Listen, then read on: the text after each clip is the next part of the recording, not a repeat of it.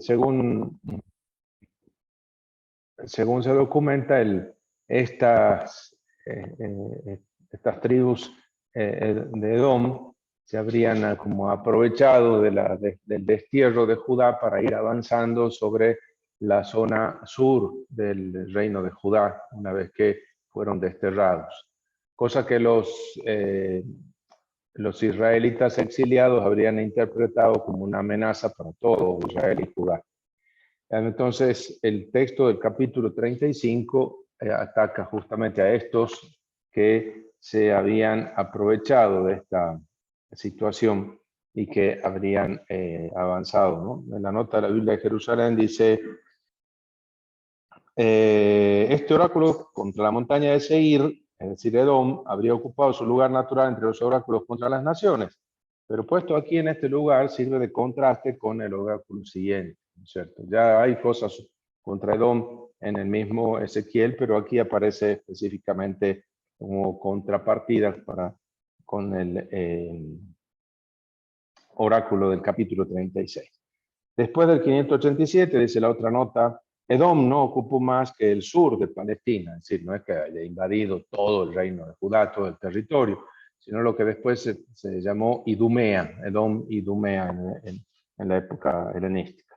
Y salvo quizás algunas incursiones episódicas, nunca intentó invadir todo Judá e Israel, como parece darlo a entender Ezequiel 37. Pero los desterrados interpretaron la noticia de la invasión edomita como una amenaza contra todo el país, contra toda la tierra de Adonai.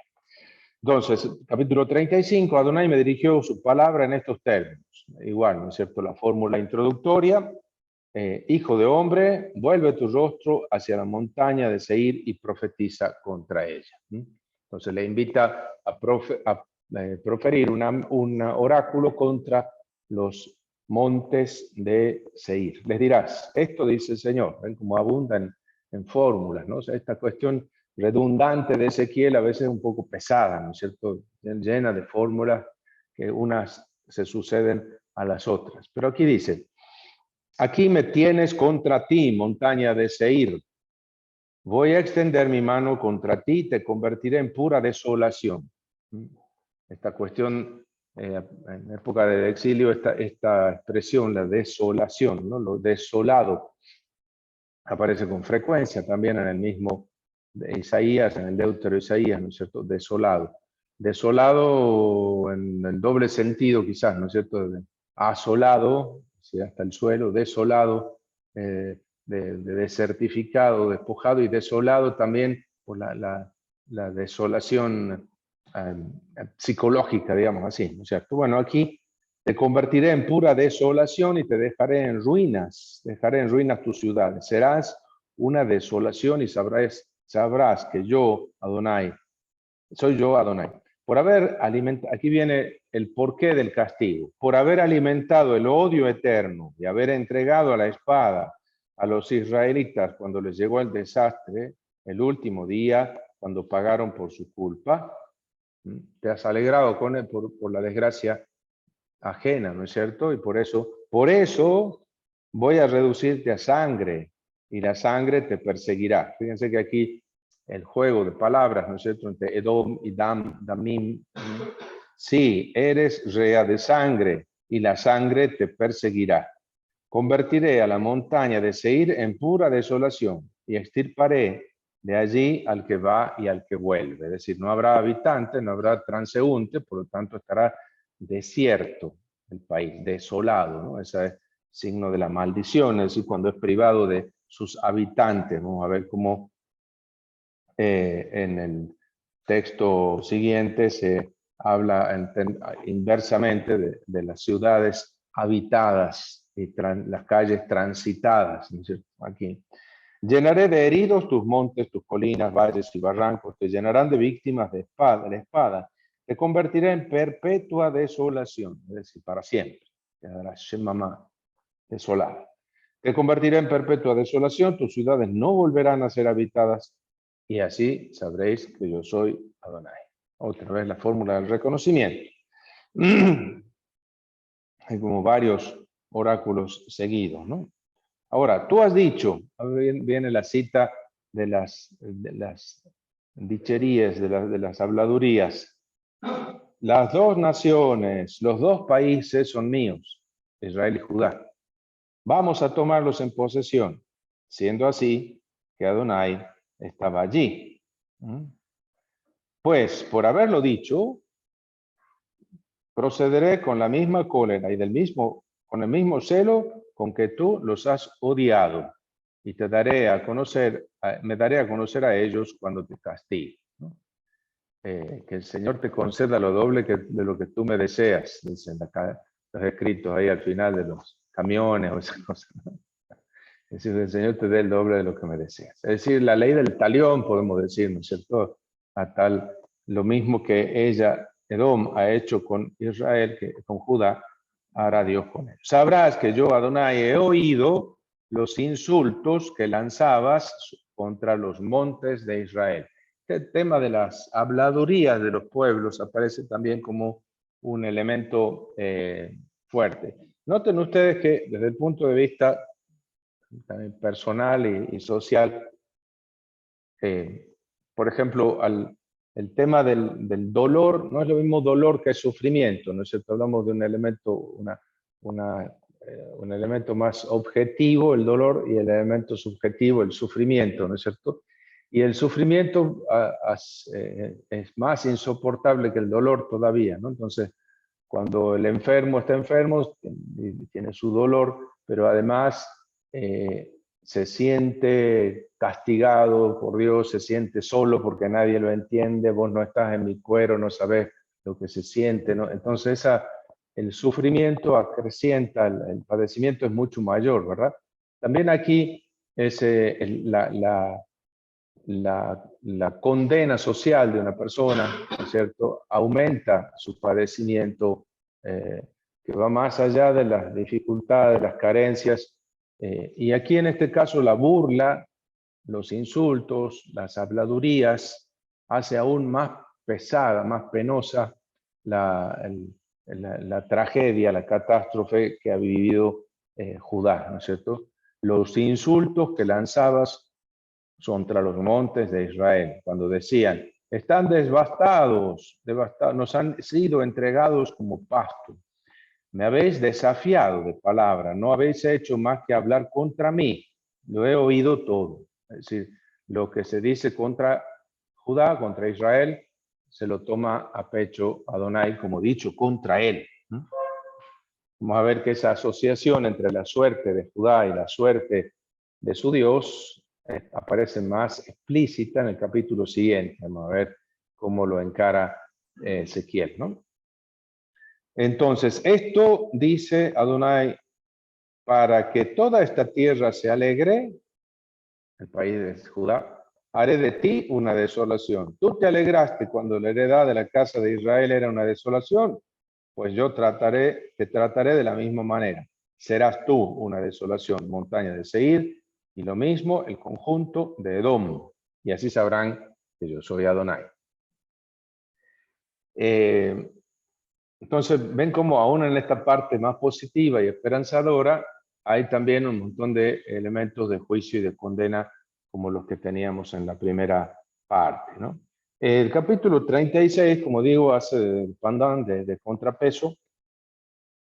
La nota de la Biblia de Jerusalén lo dice brevemente, el oráculo anuncia el desquite de los montes de Israel sobre los montes de Edom, objeto del oráculo precedente. Debió ser pronunciado poco después del 587 a raíz de las incursiones de los pueblos vecinos de Palestina, dice la hipótesis del intérprete. Tú, hijo de hombre, profetiza sobre los montes de Israel. Diles, montes de Israel, escuchad la palabra de Adonai. Por haber dicho el enemigo de vosotros, ¡ajá! Estas alturas eternas han pasado a ser posesión nuestra. De nuevo cita las habladurías y los cantos de triunfo, de burla de los vecinos. Por haber dicho, profetiza y diles, esto dice el Señor Adonai, ya que habéis sido asolados y codiciados por cuantos os rodean hasta pasar a ser posesión de otras naciones, y ya que habéis sido el blanco de las habladurías y difamaciones de la gente, escuchad, ahora montes de Israel.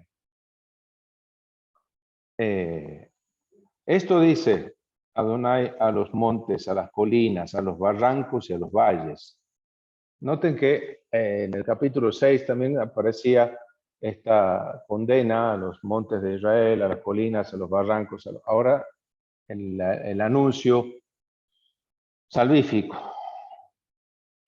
Han sido entregadas al pillaje y a la irrisión del resto de las naciones. De nuevo el tema de la burla. No es solo que han sido despojados, expoliados, sino además se han burlado de ustedes, se han reído de ustedes.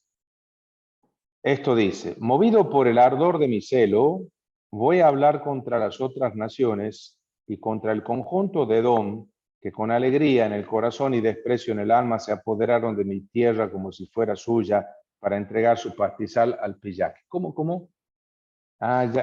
No es simplemente una cuestión una acción que emprenden en beneficio de Israel y de su país, sino por él. El honor de Adonai está en juego. Han hablado contra mí, dice contra mi tierra como si fuera la suya. Hablaron contra mi tierra, contra mi país. Por ello, profetiza sobre la tierra de Israel. Dirás a los montes, a las colinas, a los barrancos y a los valles. Aquí estoy, lleno de celo y de furor, pues habéis sufrido el ultraje de las naciones. De nuevo. Por eso, esto dice Adonai, juro con la mano en alto, que las naciones que os rodean cargarán con sus propios ultrajes. Por vuestra parte, montes de Seir, ahí viene toda la parte, montes de Israel, ahí viene toda la parte positiva, la transformación.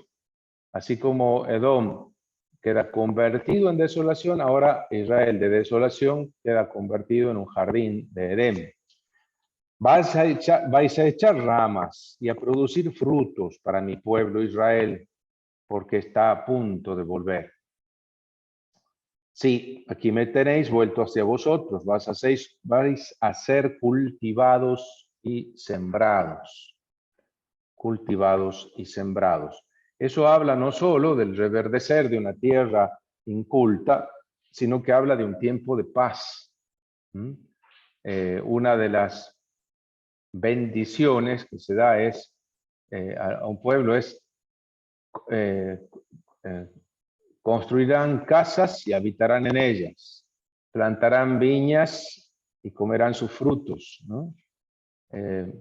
Eso es señal no solo de la prosperidad, sino de la paz. Entonces, porque ¿para qué vas a plantar si vas a tener que emigrar pasado mañana y no vas a poder cosechar nada de lo que has plantado? En tiempo de guerra no se planta ni se construye, ¿no? En cambio aquí plantaréis viñas y comeréis sus frutos, comeréis su vino. Y la maldición es, construirán casas y otros para que otros la habiten. Plantarán viñas y otros se tomarán el vino. Es decir, es la maldición. Aquí, entonces, vais a ser nuevamente cultivados y sembrados. Multiplicaré los habitantes de toda la casa de Israel. Las ciudades serán habitadas y las ruinas reconstruidas. ¿Ven? El inverso del anterior, ¿no? Os multiplicaré personas y bestias, que serán numerosos, fecundos. Os repoblaré como antaño y mejoraré vuestra condición precedente. Mucho mejor de aquello que ustedes se acuerdan. Aquel tiempo lindo, mucho mejor que eso va a ser. Es decir, redobla la apuesta. Os repoblaré como antaño y mejoraré vuestra condición precedente. Y sabréis así que yo soy Adonai. Haré que circulen por vosotros personas, mi pueblo Israel. Tomarán posesión de ti y serás su heredad y no volverás a privarles de sus hijos. ¿Por qué? Porque entre las habladurías de los pueblos estaba aquella que decía, esta es una tierra que devora a sus habitantes. ¿Se acuerdan? Era de las ofensas más grandes. Si uno va al libro de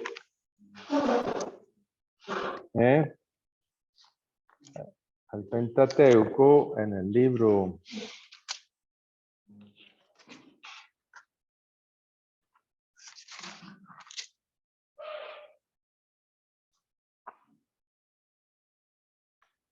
En el libro de los Números, las habladurías del capítulo 13 y 14, ¿no es cierto? También manda a los exploradores, los Merragelim, a explorar la tierra, y cuando vuelven a traer el informe, se presentan a Moisés, le muestran los productos y dicen también que, bueno, solamente que el pueblo que habita en ese país es poderoso, las ciudades fortificadas, y entonces, eso, versículo 32, ¿no es cierto? Es un país, el país que hemos recorrido y explorado es un país que devora a sus propios habitantes. ¿Sí? Devora a sus propios, es decir, que esta habladuría no se la perdona Adonai a los... y aquí son los extranjeros los que han dicho eso mismo de Judá. ¿Sí?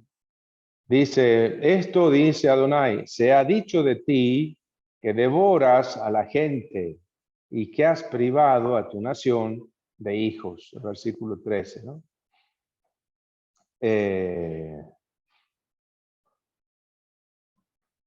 No consentiré que vuelvas a oír el ultraje de las naciones y a soportar los insultos de los pueblos. No volverás a privar de hijos a tu nación, oráculo del Señor. Punto.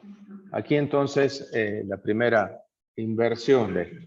Pero vamos a ver que aquí no termina la cuestión. Ahí empieza a partir del versículo 16 y hasta el final del capítulo este oráculo que podríamos llamar sobre la nueva alianza, aunque cuando aquí se le llamaba alianza de paz, decían, ¿no es cierto? El capítulo anterior, Berit Shalom. Aquí vamos a encontrar algunas cosas interesantes en estos versículos 16 al 21. Tenemos una primera sección en la que se presenta de algún modo un resumen de la historia del pueblo, de la historia anterior. Después del 22 al 32, las acciones que va a realizar el Señor en referencia a ellos. De los capítulos 33 al 38, digamos, las consecuencias, sí, secuencia, ¿no es cierto? 36 al 38, ¿no es cierto? Entonces las perspectivas de reconstrucción que van a derivar de ahí. Entonces, vamos a la primera, 16 al 21. La historia, ya estamos acostumbrados a que Ezequiel nos presente un panorama de la historia de Israel, ¿no? De la historia de Judá.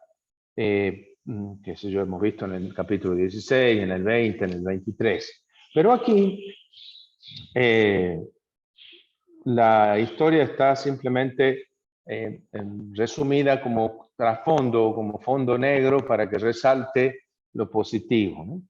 Adonai me dirigió esta palabra. ¿Alguien puede leer, por favor? 16. Hijo de hombre, los de la casa de Israel que habitaban en su tierra la contaminaron con su conducta y sus obras, como la impureza de una menstruante, que era su conducta ante mí. Entonces yo derramé mi furor sobre ellos por la sangre que había vertido en su tierra y por las basuras con las que habían contaminado. Bueno, fíjense que el vocabulario y el registro en el que se está moviendo es el registro cultural, ¿no?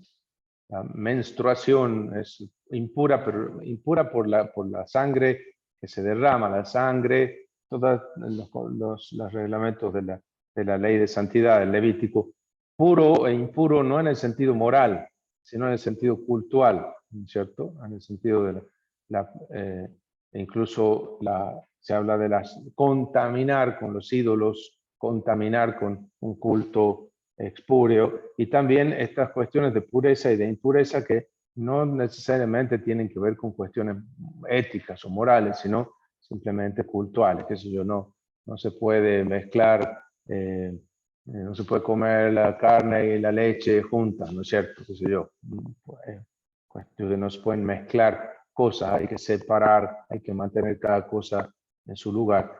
Y el tema de todas las secreciones parecen como pérdida de vida, ¿no es cierto? Entonces, la sangre, por ejemplo, ¿no? Como sede de la vida, entonces cuando se derrama la sangre hay una cuestión sagrada que está en juego y entonces hay que hacer todo un proceso para restituir el orden de eso que parece haber sido conculcado, ¿no? Pero ven, lo digo para que noten el lenguaje sacral, cultural que va caracterizando esta primera parte. Adelante. Los dispersé entre las naciones y fueron esparcidos por países. Los juzgué según su conducta y sus obras. Y en las naciones donde llegaron, profanaron mi santo nombre, haciendo que se dijera a propósito de ellos, son el pueblo de Israel y han tenido que salir de su tierra. Eso, punto. Fíjense, esta gente, este pueblo es un quemo para el Señor, ¿no es cierto? Son mala propaganda. Pero no he tenido más remedio que mandarlos al exilio. Pero claro, ahí pongo en juego mi fama.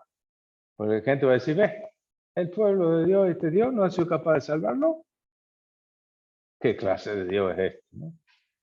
Entonces, ¿qué figuracha que hace el Señor, ¿no es cierto? Cuando, qué papelón, ¿no es cierto? Por delante del pueblo. Ustedes han hecho que mi nombre sea profanado, que se hable mal de mí.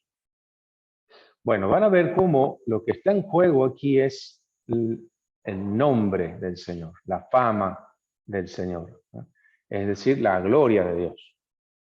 Entonces, ustedes noten que este es un elemento clave en toda la espiritualidad también, la teología y la espiritualidad de Israel. La oración de Israel, por ejemplo, una oración completamente teocéntrica, ¿no?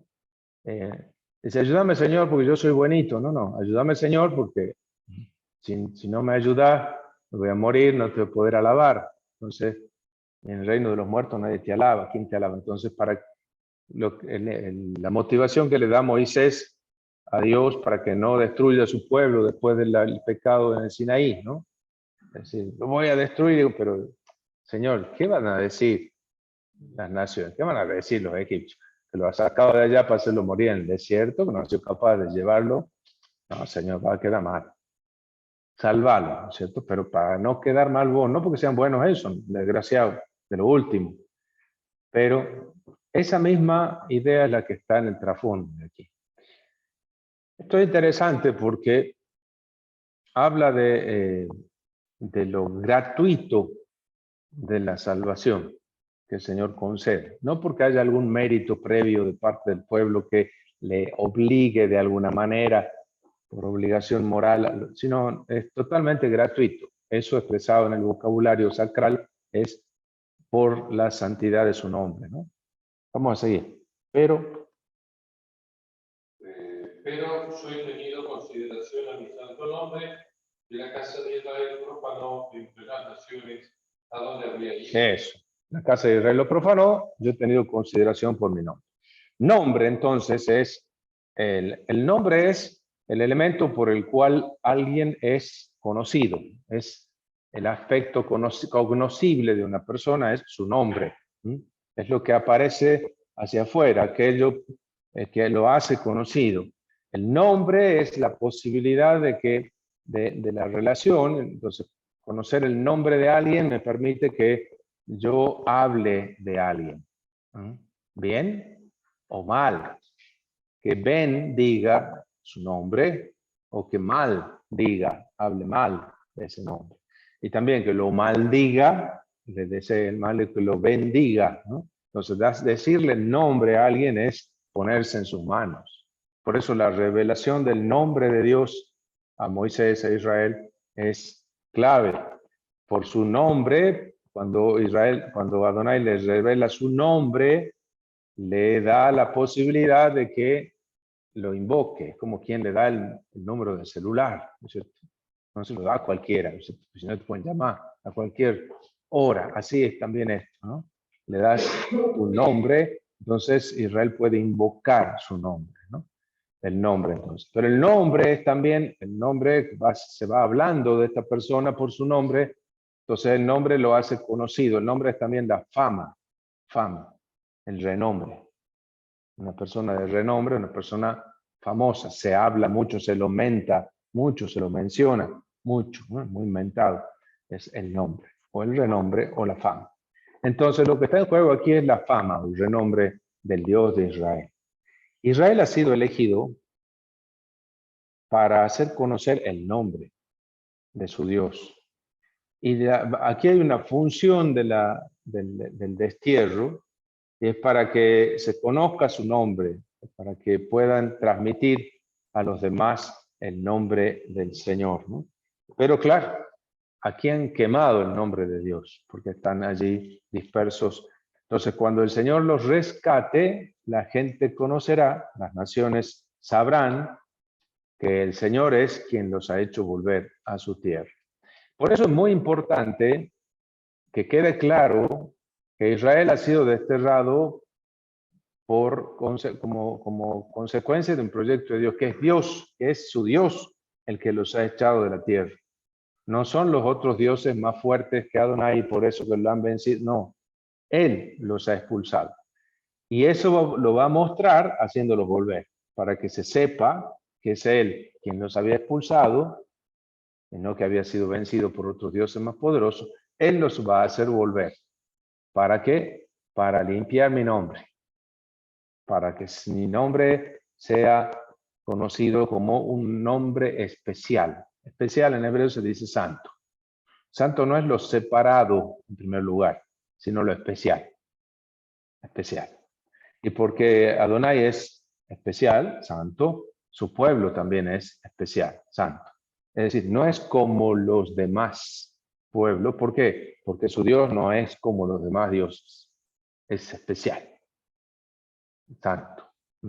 Lo de separado viene como consecuencia, pero no es el núcleo de la significación del Kadosh. Es santo, es especial, diferente de los demás. Y a veces para mantener, para conservar, para proteger su especialidad, su carácter especial, por ahí hay que tenerlo reservadito, que no se mezcle. Pero no es la separación el primer concepto, el primer rasgo del concepto santidad, ¿no? Entonces su nombre había sido profanado. Entonces, por consideración a mi nombre santo, especial, entonces ese nombre que ellos habían profanado ante las naciones. Por eso di a la casa de Israel, así dice Adonai, no hago esto por consideración a vosotros, casa de Israel, sino por mi santo nombre, que vosotros habéis profanado entre las naciones de que fuisteis. Yo santificaré mi gran nombre, profanado entre las naciones, profanado así por vosotros, y las naciones sabrán que yo soy Adonai, oráculo del Señor. Aunque yo por medio de vosotros manifieste mi santidad a la vista de ellos. Eso, cuando manifieste mi santidad, santifique mi nombre. Fíjense lo que nos enseña el Señor a pedir, que tu nombre sea santificado, ¿no? Santifica tu nombre, que se conozca lo especial que sos, Señor. Eso que quede en evidencia, por mi santo nombre. No lo hago en consideración de ustedes, no se hagan ilusiones, no es porque sean buenitos, porque yo creo, a mí no me chamullan, no me engañan, no me engatusan, yo sé quiénes son, ya sé, que toda la vida han vivido haciendo eso, pero por mi nombre. Pero claro, tengo que garantizar que eso no vuelva a ocurrir, porque si no me van a volver a dejar mal delante de la gente, ¿verdad? Entonces, muchas veces aparece este argumento, como hemos dicho, y sobre todo digamos, en toda la tradición de oración de Israel. Israel, entonces, pueblo especial, pueblo de Dios. Noten que a partir de la alianza, a partir de que Israel acepta que Adonai sea su Dios, Adonai toma el apellido de Israel, ¿no? Es el Dios de Israel, como quien se casa, ¿no? E Israel toma el apellido de Dios, ¿no? Israel es el pueblo de Dios.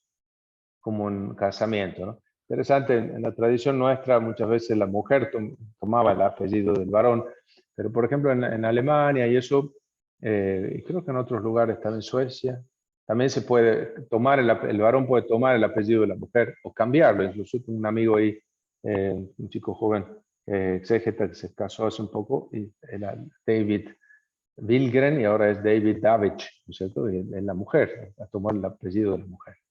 A veces se suma también, ¿no? Tengo otro amigo alemán, en realidad, pero enseña en Austria, que es Schwinghorst Schönberger. Schönberger era el apellido de su mujer. Incluso él se quedó viudo, pero no se sacó nunca el apellido. Sigue viudo y sigue con el apellido. Tomar el apellido del otro, es decir, el nombre del otro, cargar con el nombre del otro. Pero claro, eso significa que su fama queda vinculada a mi conducta. ¡Apa! Entonces, desde el momento en que se vincula el Señor con Israel, la fama del Señor, el nombre de Dios queda vinculado a... Piensen ustedes en la iglesia, ¿no es cierto? Qué terrible que es, ¿no es cierto? Hay veces que mucha gente por ahí en la oficina y demás, me acuerdo una vez un trámite que tenía que hacer en cierta oficina y demás, que vivía yendo todas las semanas, perdiendo el tiempo y demás. Y este señor de la oficina me hablaba de que él era de no sé qué movimiento, que hacía no sé qué cosas, que ayudaba a misa no sé dónde, que qué sé yo. Y yo por mi adentro decía, está muy lindo eso, pero me gustaría que hicieras tu laburo, porque así sería mejor testimonio. Entonces, hay veces que mejor no digas que sos cristiano, ¿eh? Mejor, porque al final termina quemando, ¿no es cierto?, a la iglesia en vez de, es mejor sacate la crucecita, ¿no es cierto? No digas nada, ¿no es cierto? Porque los quemas, la quemas a la iglesia, los quemas a Dios con tu conducta. ¿Por qué? Vinculada la fama de Dios con nuestra conducta. A mí me impacta el número 18, creo que es, de Gaudium et Spes, en el contexto de la reflexión sobre el ateísmo. El concilio cita una expresión que era de Juan 23, si no me equivoco, ¿no? Que gran parte de la responsabilidad del ateísmo de nuestros tiempos la tenemos los creyentes por no manifestar el auténtico rostro de Dios. Nos decimos creyentes, nos comportamos de una manera terrible. Entonces, si así son sus devotos, ¿cómo será su Dios? Entonces dicen, no, mejor no, ¿no? Porque estos van, este va a la iglesia, va a misa, ¿no? Pero come hostia, sí. Diablo, ¿no? Es muy típico eso en todos los lugares católicos. Entonces, ven cómo, esto digo porque tiene muchísima implicancia para la eclesiología. Lo leíamos nosotros, lo estudiamos también cuando estudiamos Isaías, sobre todo, ¿se acuerdan de ese capítulo 2? Cuando se habla de la Jerusalén como polo de atracción de todos los pueblos que vienen en peregrinación para aprender la Torá, porque de Sion saldrá la Torá, de Jerusalén la palabra del Señor, ¿se acuerdan? Bueno, pero para que eso sea realidad, ven, casa de Jacob, caminemos a la luz del Señor. Es decir, cuando la conducta sea coherente con la propuesta, con el proyecto de Dios, entonces esa comunidad será un foco de atracción para todos los pueblos. Si no lo es, más vale que no digas que sos el pueblo de Dios, porque entonces lo quemas al Señor. No, bueno, esta idea de la vinculación entre Dios y su pueblo. Y aparece, digo, también como el israelita entonces se siente responsable de difundir la fama de su Dios, de contar. Entonces, decíamos que el conocer el nombre de alguien permite que uno hable bien de alguien, alabo a alguien contando lo bueno que es y las cosas buenas que hace. Y el creyente tiene la misión de alabar, de hablar bien del Señor. Esa es la función evangelizadora de que tiene, es difundir el santo nombre. Según esto, el orante, que se siente con esa responsabilidad, le dice a Dios, estoy muy enfermo, a punto de morirme, y si en el reino de la muerte, ¿quién te va a alabar? Yo no voy a poder continuar alabándote. Entonces, sálvame, Señor, para que pueda seguir alabándote, ¿no? Para que no pierdas un foco de difusión de tu palabra. ¿Ven? La vinculación, entonces. Pero claro, aquí está muy lindo, pero el Señor sabe, Ezequiel sabe muy bien que son flojitos los seres humanos para esta cuestión y que a la primera del cambio meten la pata. Está muy bien, les perdono, los llevo a la tierra, los reúno de nuevo, los vuelvo a la tierra, empecemos de nuevo, ¿cierto? Repartimos, cortamos y empezamos a repartir. Pero yo sé que de nuevo vuelve la burra al trigo, ¿no es cierto? Entonces, versículo 24, alguna medida tendrá que tomar el Señor. ¿Qué va a hacer? Os tomaré entre las naciones, os recogeré de todos los países y os llevaré a vuestro suelo.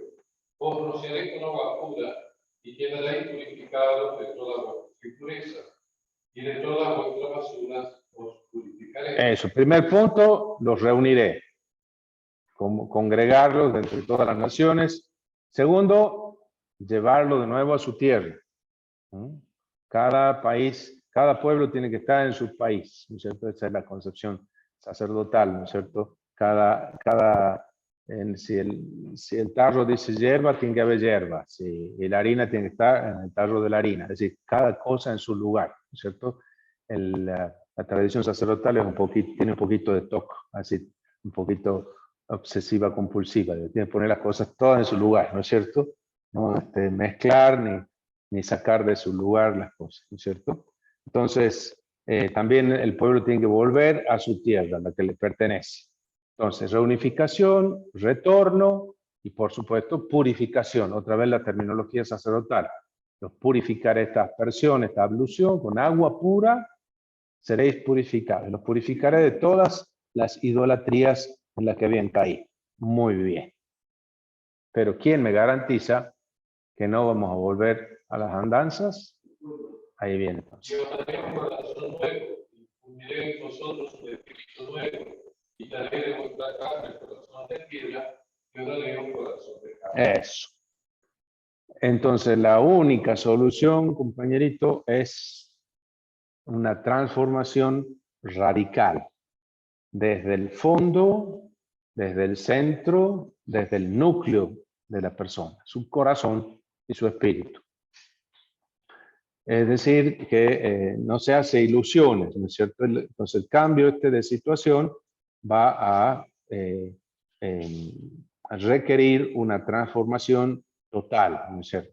Noten que la imagen, ¿no? Arrancaré de vuestra carne el corazón de piedra y os daré un corazón de carne. ¿Qué diferencia hay entre el corazón de piedra? Un corazón endurecido, ¿verdad? Sí, pero además la piedra es inconmovible, no cambia, no puede adaptarse, ¿no es cierto? Es fija, ¿no es cierto?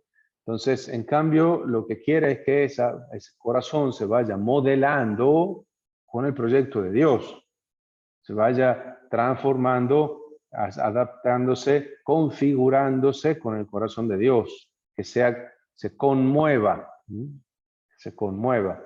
Entonces, para eso hay que ponerle un corazón de carne, sacar el corazón de piedra, ¿no? Entonces, con todo lo que significa el corazón en la Biblia, ¿no es cierto? Un corazón endurecido, empedernido, decimos, ¿no es cierto? Hecho piedra. Entonces, que no comprende, que no escucha, que no conmueve, no se conmueve, no cambia, que tiene como una inteligencia cerrada, ¿no? Endureceré el corazón de este pueblo, dice Isaías 6, ¿no es cierto? Bueno, ese corazón de carne irá acompañado de un espíritu nuevo, ¿no? Corazón nuevo, un espíritu nuevo. Corazón de carne y un espíritu nuevo. Entonces, dotado de un corazón nuevo y un espíritu nuevo, es una nueva criatura.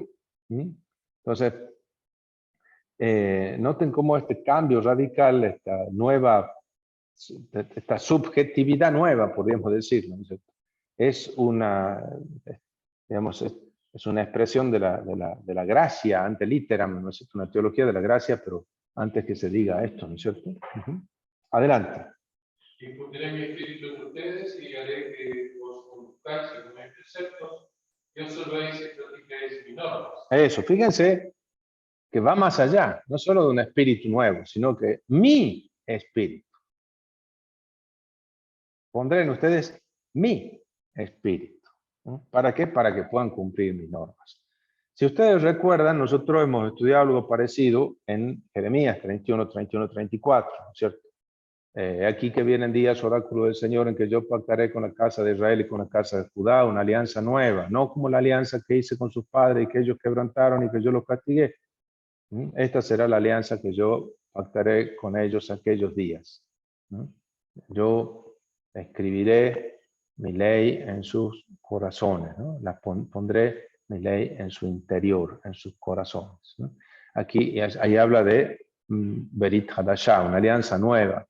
Aquí entonces, un corazón nuevo, un espíritu nuevo. También el adjetivo Hadash, nuevo, pero ahora es el corazón y el espíritu nuevo, el que garantizan que esa alianza se pueda hacer. Y entonces sí, cuando yo desde mi espíritu podrán conducirse según mis preceptos y observar y practicar mis normas. Hay una nota interesante de teología bíblica sobre el Espíritu de Dios, el soplo de Dios que crea y anima a los seres, se apodera de los hombres para dotarle de poder sobrehumano, especialmente de los profetas. Los tiempos mesiánicos se caracterizarán por una fusión extraordinaria del Espíritu, ¿no? Esas pequeñas fichas de teología bíblica que tienen las notas de la Biblia de Jerusalén son las que interesantes para hacer un recorrido sobre el tema, ¿no? Adelante. Habitaréis la tierra que yo di a vuestros padres, vosotros seréis mi pueblo y yo seré vuestro. Ahí está, ¿no es cierto? Las consecuencias, bueno, van a habitar ustedes la tierra que yo les di a sus padres, es decir, esta promesa se va a cumplir en ustedes, y así yo voy a quedar bien también, ¿no es cierto? Como alguien que cumple las promesas. Y además se va a cumplir esa cláusula de reciprocidad que es la plenitud de la alianza. ¿Cuál es?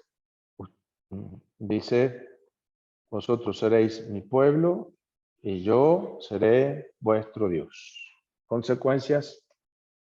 Os salvaré de todas vuestras impurezas, llamaré al trigo y lo multiplicaré y os someteré y no os someteré más al hambre.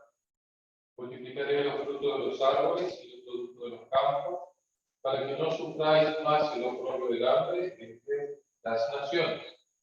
Entonces os acordaréis de vuestra mala conducta y de vuestras acciones que no eran buenas, y sentiréis asco de vosotros mismos por vuestras culpas y vuestras abominaciones. No hago esto por vosotros, oráculo de Adonai del Señor. Sabedlo bien, avergonzados y confundidos de vuestra conducta, casa de Israel. Eso, ¿no?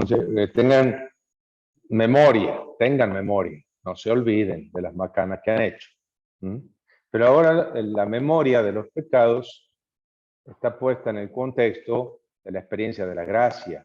Entonces es una memoria salvífica, ¿no es cierto? No es la tortura del complejo de culpa, sino el sentido del pecado que solo se experimenta ante la experiencia de la gracia. Primero es la gracia, después el sentido del pecado.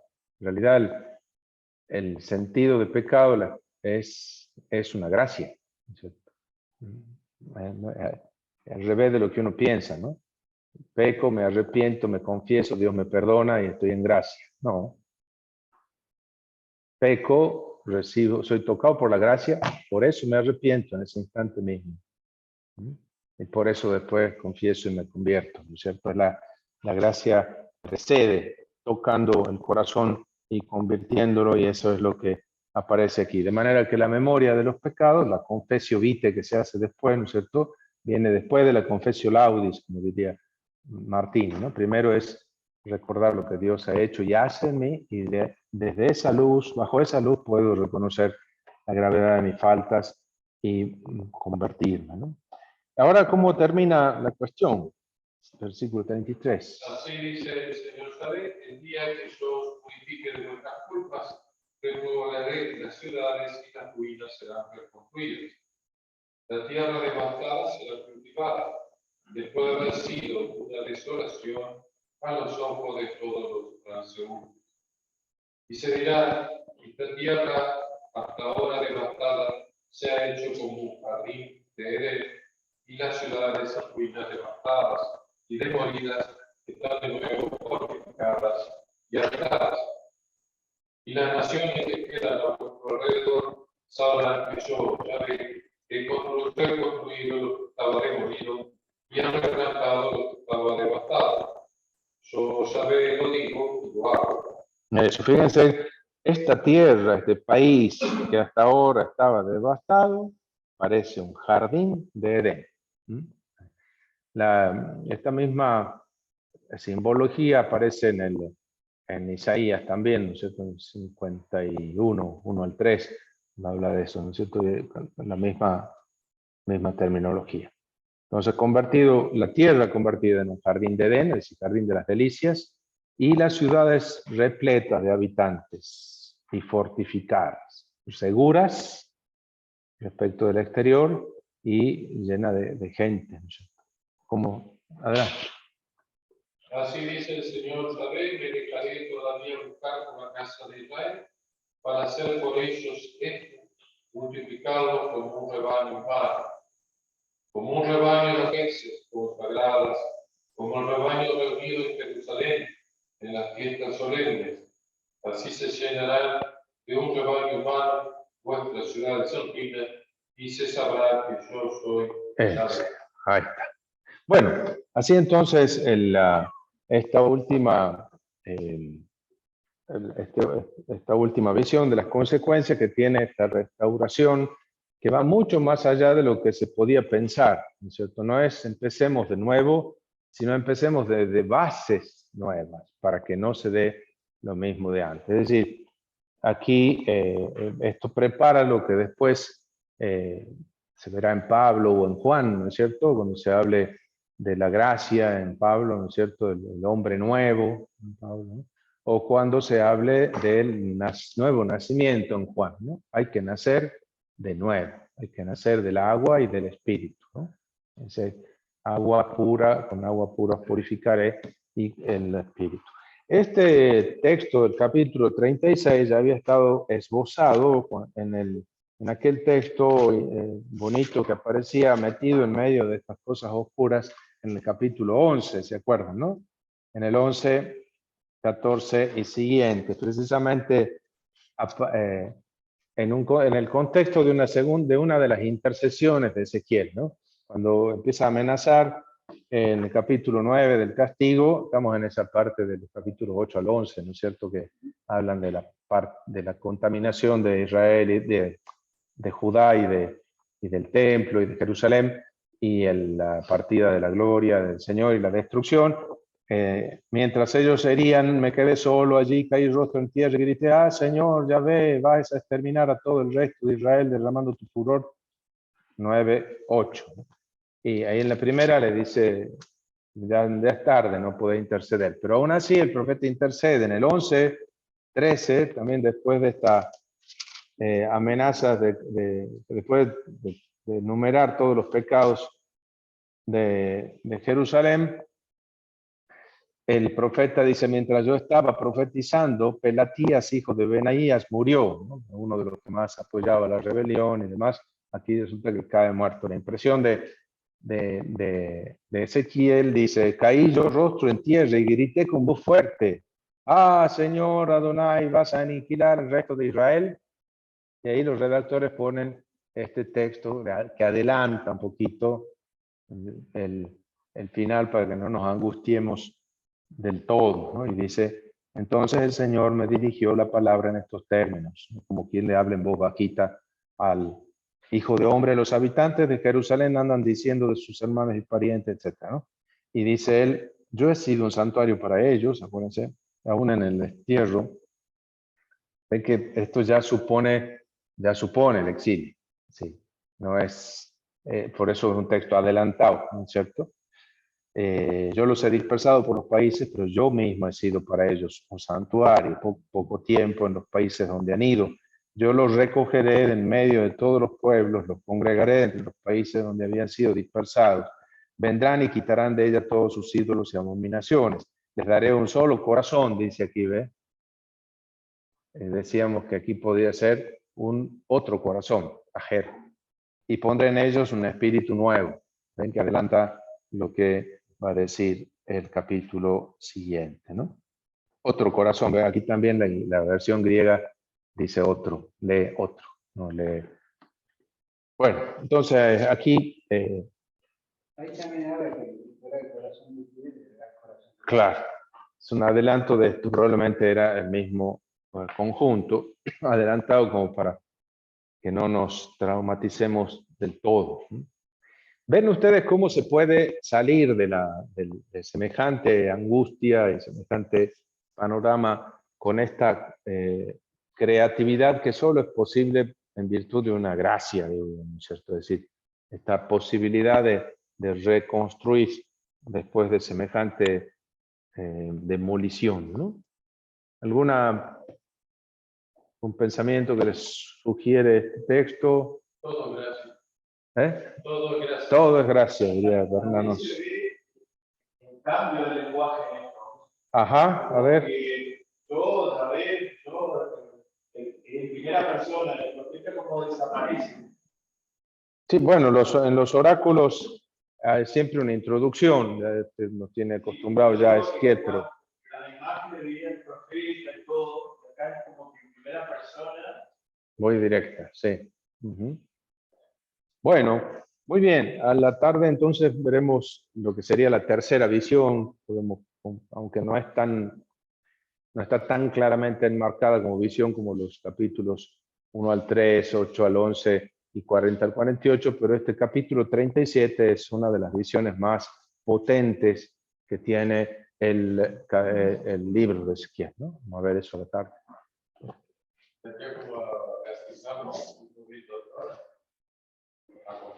Claro, son las tres fases de esta renovación, de esta recreación, y aquí como llegando con una imagen muy potente como es la muerte y vida, ¿no?